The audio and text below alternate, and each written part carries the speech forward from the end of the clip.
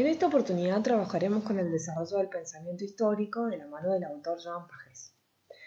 Pagès aborda el concepto de pensamiento histórico considerando el aporte de diferentes autores. En primer lugar, hace referencia al autor Sebastián Pla.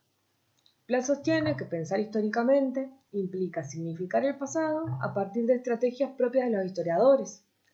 Estas estrategias tienen que ver con el uso de la temporalidad, la explicación causal, la objetividad, la intertextualidad, entre otros. Pagès también recupera los aportes de otro autor, que es Martineau, quien entiende que pensar históricamente es leer el presente a partir de los aportes que realiza la disciplina histórica. En este sentido, Martineau piensa en los razonamientos, procedimientos, conceptos e interpretaciones que tienen base en el análisis de los datos, ¿sí? De los datos documentales.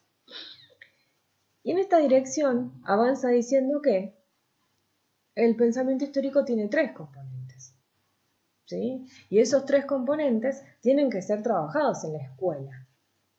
En primer lugar, se refiere al lenguaje, que usualmente es trabajado en la escuela, ¿sí? Porque en el lenguaje, Martineau se refiere a los datos, los hechos, que es lo que generalmente se enseña en una clase de historia, pero además entiende que en el lenguaje histórico también debemos considerar los conceptos y teorías que nos permiten entender esos datos, interpretar y explicar esos datos, ¿sí? Por ejemplo, el concepto de revolución o el concepto de formación del Estado-Nación. Asimismo, entiende que otro componente del pensamiento histórico es la actitud histórica, que son aquellos valores y actitudes que se desarrollan mientras se abordan los procesos históricos. Por ejemplo, aquellos valores que están vinculados al valor de la democracia o que tienen que ver con la participación ciudadana, serían actitudes que se trabajan, que podrían y deberían trabajarse en una clase de historia. Y por último, otro componente del pensamiento histórico es el método y está vinculado a todos aquellos procedimientos que deben ser enseñados en la clase de historia y que tienen que ver con el hacer del historiador, desde la construcción de problemas históricos hasta los procedimientos mediante los cuales se analizan fuentes históricas y se construyen argumentos. Estos tres componentes a los que se refiere Martineau, que conforman el pensamiento histórico, no deben faltar entonces en una clase de historia. En este sentido, Pagès avanza en su análisis y nos propone trabajar con 5 elementos constitutivos del pensamiento histórico que la escuela tiene que construir, ¿sí? Estos aportes, estos elementos son tomados de un autor que se llama Heimberg y que de alguna manera funcionan como síntesis de los aportes de los otros autores.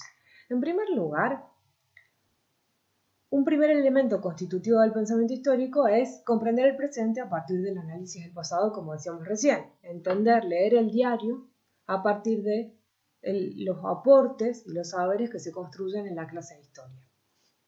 En segundo lugar, otro elemento constitutivo del pensamiento histórico es la complejidad de tiempos y duraciones, ¿sí? Poder pensar que cuando trabajamos procesos históricos no solamente hacemos referencia a abordajes lineales y fácticos que nos permiten situar un hecho en determinado momento histórico, sino que estamos pensando en todo el sistema temporal vinculado al cambio y a la continuidad, ¿sí? Que nos permiten reconocer ritmos de cambio cortos, medianos, largos, que nos permiten hacer análisis sincrónicos, es decir, que se desarrollan al mismo tiempo, aunque en espacios diferentes. Esta complejidad de duraciones y temporalidades sería otro elemento constitutivo del pensamiento histórico. Luego, Heimberg propone atender a la cuestión de la memoria colectiva, y en este sentido pensar de qué manera la historia aporta a la construcción de la memoria colectiva y también nos permite trabajar cómo el abordaje de la historia a veces toma distancia de las prácticas conmemorativas, por ejemplo, los actos y efemérides escolares. No siempre los actos y efemérides escolares tienen que ver con el desarrollo del pensamiento histórico, ¿sí? Y esto es lo que los autores nos proponen tensionar y poner en cuestión. Y por último, pensar históricamente implica criticar los usos culturales y mediáticos de la historia, ¿sí? Poder pensar para qué se enseña historia, para qué se enseñaba historia a fines del siglo XIX, para qué se enseñaba historia a mediados del siglo XX, para qué se enseña historia en la actualidad, cuál es el sentido, ¿sí?, de enseñar historia. Ese sería el último componente constitutivo del pensamiento histórico. Sin embargo, Pagés avanza en el análisis y dice, bueno, no es tan fácil enseñar historia y no es fácil tampoco desarrollar el pensamiento histórico. Y hay algunos obstáculos que permanecen en las escuelas, ¿sí?, que hay que tensionar, que hay que cuestionar y que obviamente hay que revisar para poder proponer prácticas docentes nuevas, distintas, revisadas, repensadas. Estos obstáculos tienen que ver con un currículum que está cargado de contenidos factuales, ¿sí? Donde en las clases de historia lo hemos trabajado hasta el momento, estas recurrencias en las que predomina el dato, predomina el hecho, el acontecimiento, sin un encuadre que nos permita interpretar y entender este hecho, ¿no?